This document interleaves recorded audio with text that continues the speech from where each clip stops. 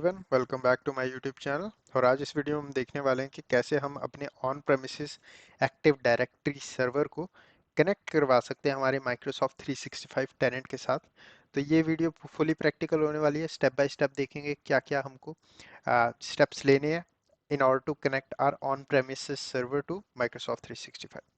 तो यहाँ पे मैं अपने सर्वर पे चल चल पड़ता हूँ। ये मेरी वर्चुअल मशीन है जो मैंने वर्चुअल बॉक्स पे सेटअप की हुई है। तो यहाँ पे सबसे पहले मैं क्या करूँगा, सबसे पहले मैं आपको ले चलता हूँ अपने active Directory users and computers पे। ठीक है, तो active Directory users and computers क्या होता है? ये एक सेंट्रलाइज्ड ये एप्लीकेशन होता है जो हमको मैनेज करने में हेल्प करता है यूजर्स ग्रुप्स हमारे ऑन प्रेमिसेस सर्वर पे। ठीक है, इसको एक्सेस कैसे करना है? आपको सिंपल सर्वर मैनेजर ओपन कर लेना है, यहाँ पे टूल्स पे क्लिक करना है और यहाँ पे हमारा Active Directory users and computers आ जाएगा। इस पे क्लिक कर देना है। जैसे ही आप इस पे क्लिक करोगे, ये सिंपली आपको ये स्क्रीन खोल के दे देगा। ठीक है, अब इससे पहले कि आप कनेक्ट करो, मैं यहाँ पे कुछ बोलता हूँ कि भी बेस्ट प्रैक्टिसेस क्या है। ठीक है, फॉर एग्जांपल आपकी कंपनी है। ठीक है, कंपनी के अंदर आपकी कुछ डिपार्टमेंट्स हैं, लाइक आपके पास आईटी का डिपार्टमेंट है, फाइनेंस का डिपार्टमेंट है। तो आप हर डिपार्टमेंट के लिए एक अपनी अलग ओयू बना सकते हो। ओयू क्या होती है? ओयू को आप समझ सकते हो, एक तरीके से फोल्डर है जिसके अंदर आप डिफरेंट डिफरेंट डिपार्टमेंट्स की ग्रुप्स, डिफरेंट डिफरेंट डिपार्टमेंट्स की यूजर्स को मैनेज कर सकते हो। ठीक है, तो इससे मेरे को क्या पता चलेगा? अगर मेरे को कोई भी यूजर बनाना है आईटी डिपार्टमेंट के अंदर, तो मैं आईटी डिपार्टमेंट के अंदर जाके बनाऊंगा। जैसे यहाँ पे आईटी एडमिन नाम का एक यूजर है। फाइनेंस के अंदर कुछ बनाना है तो फाइनेंस के अंदर जाके फाइनेंस की यूजर्स को बनाऊंगा मैं। डिसेबल्ड के अंदर हमारे कोई user, for example IT admin नाम का जो यूजर है, कल को कंपनी छोड़ के चला जाता है, तो मैं सिंपल यहाँ से डिसेबल करके इसको यहाँ से मूव कर सकता हूँ इसको डिसेबल्ड ओयू के अंदर। ठीक है, तो इस तरीके से इसको हम प्रॉपर्ली डिस्कस करेंगे अपकमिंग लेक्चर्स के अंदर। पर ये मैंने यहाँ पे इसलिए बनाया है क्योंकि हमारे पास जब हम एक्टिव ये डोमेन कंट्रोलर सेटअप करते हैं, तो बाय डिफॉल्ट हमारे पास बाकी ओयू भी मिल जाती हैं ऑटोमेटिकली जो बनी होती है। जैसे कि अगर यूजर्स में जाऊँ, तो यहाँ पे ऑटोमेटिकली बिल्ट इन यूजर्स हैं, मेरे को ये सिंक नहीं करवाने। ठीक है, तो इसलिए मैंने एक स्पेसिफिक डेडिकेटेड ओयू बनाई हुई है। सिर्फ हम इसको सिंक करवाएंगे और किसी को भी सिंक नहीं करवाएंगे। ठीक है, तो यहाँ पे उसके बाद आपको सिंपल वेब ब्राउजर ओपन कर लेना है। हम टूल डाउनलोड करने वाले हैं Azure AD connect. Azure AD connect tool होता है जो हमको कनेक्शन बनाने में हेल्प करवाता है हमारे ऑन प्रेमिसेस सर्वर का माइक्रोसॉफ्ट 365 के साथ। ठीक है, तो यहाँ पे सिंपल आपको सर्च कर लेना है download Azure AD connect, enter मार देना है। और उसके बाद यहाँ पे आपको पहले ही लिंक मिल जाएगा, download Azure AD connect V2 from official Microsoft. Simple इस पे क्लिक करो और उसके बाद सिंपल आपको डाउनलोड पे क्लिक कर देना है। जैसे ही डाउनलोड पे क्लिक करोगे, ये आपका डाउनलोड स्टार्ट कर देगा। ठीक है, तो मेरे जैसे कि यहाँ पे डाउनलोड जो है स्टार्ट हो चुका है। तो यहाँ पे क्या करता हूँ, मैं इसको पॉज कर देता हूँ क्योंकि मैंने ऑलरेडी डाउनलोड किया हुआ है, बट आपको डाउनलोड कर लेना है ये। तो यहाँ पे इसको कर देता हूँ मैं क्लोज और अपने डाउनलोड्स फोल्डर में चलते हैं। एक बार आपका डाउनलोड हो गया, आपको सिंपल अपने डाउनलोड्स फोल्डर में चले जाना जहाँ पे भी आपने डाउनलोड किया है। ये वाला ऐसा कुछ टूल दिखेगा, आपको सिंपल इसको डबल क्लिक करना है और स्टार्ट कर देना है, तो ये इंस्टॉल करना शुरू कर देगा।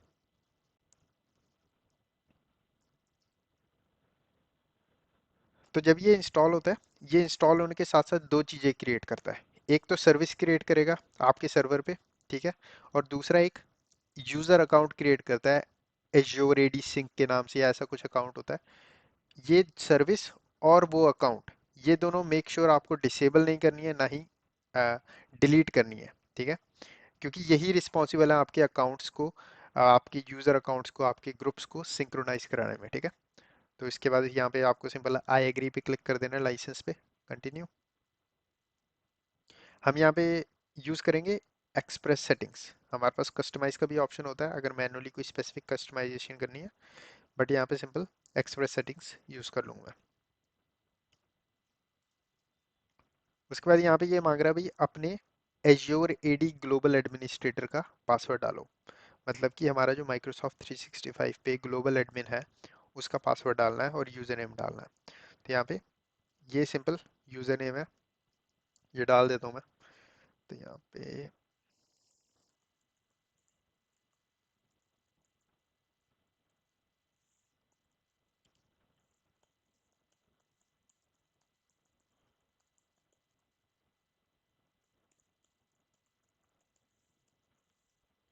और उसके बाद यहाँ पे नेक्स्ट पे क्लिक कर दूंगा।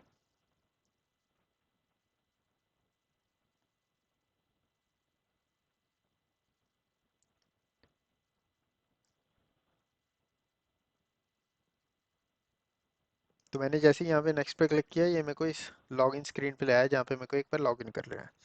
अगर इन केस अगर आपके सिनेरियो में ऐसी लॉगिन स्क्रीन नहीं आ रही, तो आपको माइक पॉसिबली कोई प्रॉम्प्ट आएगा जहाँ पे आपको सिंपल ऐड पे क्लिक कर देना है। ठीक है। बट अगर लॉगिन स्क्रीन आ जाती है, सिंपल आपको लॉगिन कर लेना है यहाँ पे। ठीक है। अगर आपको कोई क्वेश्चन है इसके रिगार्डिंग के भी, आप लॉगिन नहीं कर पा रहे, जस्ट कमेंट सेक्शन में आप मैसेज कर दो, कमेंट कर दो, और मैं वहाँ पे रिप्लाई बैक कर दूंगा आपको।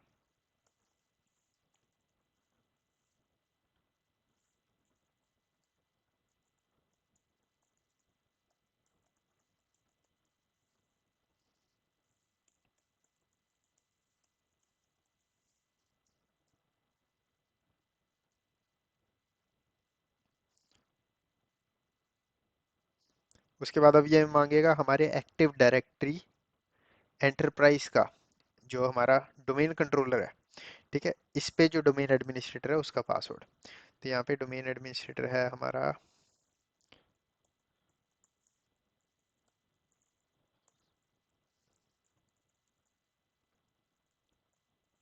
तो एक बार कंफर्म कर लेता हूँ, यही है ना। तो एडमिनिस्ट्रेटर सही है।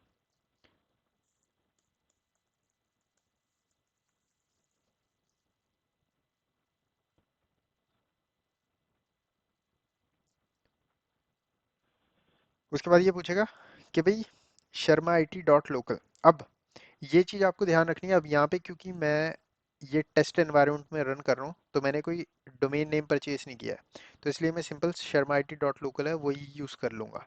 ठीक है। तो यहाँ पे सिंपल बोल रहा हूँ भाई, Sharma I T dot local से जो भी हमारे यूज़र नेम एंड होंगे, उनको आप dot on dot Microsoft dot Microsoft dot com से ख़त्म कर दवा देना। ठीक है।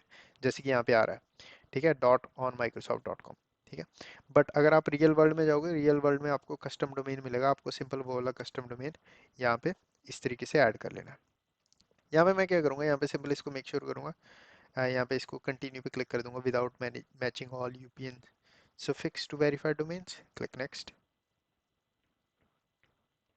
और हमारा ये कन्फिगर हो गया। यहाँ पे मैं स्टार्ट कर दूंगा सिंक्रोनाइजेशन सर्विस। और यहाँ पे ये जो ऑप्शन दिख रहे हैं ना, जैसे कि आपका पासवर्ड हैश सिंक्रोनाइजेशन क्या होता है, ऑटो अपग्रेड क्या होता है। ठीक है। ये दोनों मैंने चीज़ें समझाई हुई हैं। आपके पास डिफरेंट डिफरेंट ऑप्शंस होते हैं, जैसे कि पासवर्ड हैश सिंक्रोनाइजेशन, वैसे दूसरे भी होते हैं। ठीक है। पास थ्रू सिंक्रोनाइजेशन भी एक ऑप्शन होता है, वो मैंने समझाए हुए हैं अपनी डिफरेंट वीडियो के अंदर। पर इस वीडियो के अंदर हम सिंपल सेटअप करना देख रहे हैं, तो यहाँ पे आपको इस चीज़ों के बारे में ज़्यादा वरी करने की ज़रूरत नहीं है। सिंपल यहाँ पे स्टार्ट, मेक श्योर इसको चेक करें आप, आपकी सर्विस स्टार्ट हो जाए, और उसके बाद इंस्टॉल पे क्लिक कर देना। तो एक बार आपकी जो कॉन्फ़िगरेशन है कंप्लीट होगी, उसके बाद आपको कुछ ऐसी स्क्रीन दिख जाएगी। आपको सिंपल यहाँ पे एग्जिट कर लेना है। और एग्जिट करने के बाद हम सिंपल वेट करेंगे। कभी कभी ये टाइम लगाता है, और ऑटोमेटिकली हमको एज्योर एडी कनेक्ट यहाँ पे ओपन हो जाना चाहिए।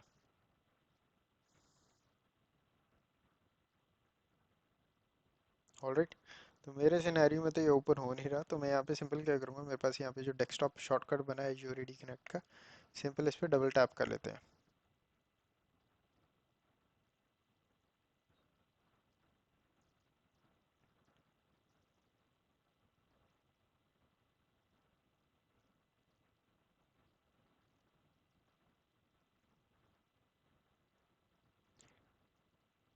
ठीक है। अब जैसे ही हमने इसको ओपन किया, तो यहाँ पे मेरे को ऑप्शन आ रहा है कन्फिगर का, तो कन्फिगर पे क्लिक करूंगा मैं। ठीक है। अब कॉन्फ़िगर पे यहाँ पे मैं बताना चाहता हूँ कि एक चीज़ का आपको ध्यान रखना है, अगर ये वाली विंडो आपकी किसी भी टाइम पे ओपन है आपके सर्वर पे, तो इस वक्त आपकी जो सिंक्रोनाइजेशन सर्विस है वो पॉज मोड में है, मतलब वो कुछ भी सिंक नहीं कर रही है।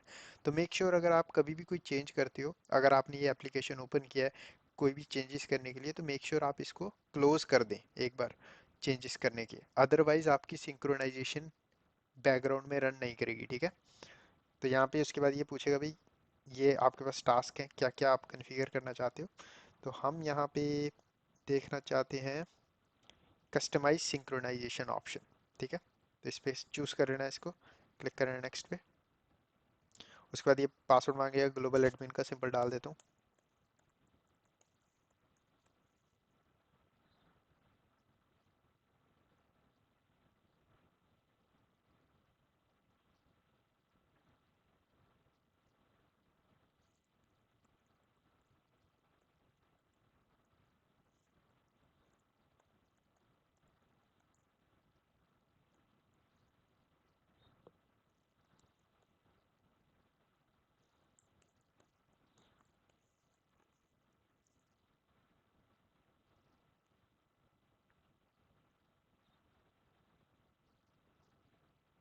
तो सिंपल ये चीज़ एज इट इज़ रहने देनी है, क्लिक करें नेक्स्ट पे। अब ये है हमारा सिंक्रोनाइजेशन का ऑप्शन, ठीक है। तो यहाँ पे ये बता रहा है sync all domain and use, तो हमको सब कुछ सिंक नहीं करवाना है। तो यहाँ पे सेकंड वाला जो ऑप्शन है sync selected domains and use पे सिलेक्ट कर लेना है, इसको यहाँ से कर लेना एक्सपैंड, और हमको इसको अनचेक कर देना है। हम सिर्फ जो हमारा है यहाँ पे कंपनी ओयू नाम का जो फोल्डर है, मतलब कि हमारी जो ओयू है कंपनी नाम की, और उसके अंदर ये जो तीन है सिर्फ हमको यही सिंक करवानी है। बाकी जो भी कचरा यहाँ पे मौजूद है हमको कुछ भी सिंक नहीं करवाना, ठीक है। तो मेक श्योर आप ये चीज़ कर लें, अदरवाइज आपके जितने भी बिल्ट इन यूजर्स अकाउंट्स हैं सब कुछ सिंक हो जाएगा, हमको वो चीज़ नहीं चाहिए, ठीक है। तो ये होता है आपका यहाँ से सेटअप। क्लिक करना है नेक्स्ट पे। उसके बाद यहाँ पे आपको पूछेगा भी किस तरीके की सिंक्रोनाइजेशन करानी है, password hash synchronisation. Password hash synchronisation में क्या होता है, जो पासवर्ड मैं यहाँ पे रीसेट करूंगा किसी भी यूजर अकाउंट का, वो ऑटोमेटिकली सेम पासवर्ड आपका माइक्रोसॉफ्ट 365 पे सेटअप हो जाएगा, ठीक है। तो वो होता है आपका सिंपल। यहाँ पे पासवर्ड राइट बैक क्या होता है, ग्रुप राइट बैक क्या होता है, डायरेक्टरी एक्सटेंशन एट्रीब्यूट सिंक क्या होता है, ये सब कुछ मैंने डिफरेंट वीडियोस में डिस्कस किया हुआ है, वो इस वीडियो से आउट ऑफ बार की बात है, तो सिंपल इसको छोड़ दें। मोस्ट ऑर्गेनाइजेशन में आप यही चीज़ देखोगे जो कि अभी आप देख रहे हो। क्लिक कर देना नेक्स्ट पे, और यहाँ पे सिंपल कॉन्फ़िगर। ओके। तो एक बार सिंक्रोनाइजेशन कंप्लीट होगी, ये कुछ ऐसा दिखा देगा आपको। अगर आप इसको ऐसे ही छोड़ देते हो इस वक्त, तो आपका जो है प्रोसेस बैकग्राउंड में काम नहीं करेगा, तो मेक श्योर आपको यहाँ से एग्जिट कर लेना है, ठीक है। अब इतना काम डन हो गया। अब हमारी सिंक्रोनाइजेशन बैकएंड में चल रही है। अब यहाँ पे सर्विस दिखाता हूँ मैं, तो यहाँ पे क्या करता हूँ, services dot M S C.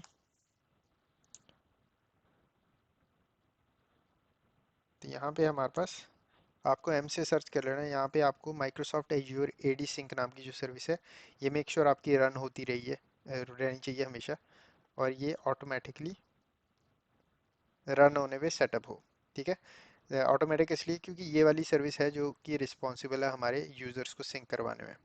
तो यहाँ पे बाकी आपको कुछ भी नहीं करना, एज इट इज़ छोड़ देना सिंपल, ठीक है। कई बार आपको अलर्ट आ जाता है, कई बार एरर आ जाता है कि भाई आपके जो सिंक्रोनाइजेशन है वो स्टॉप हो गई है।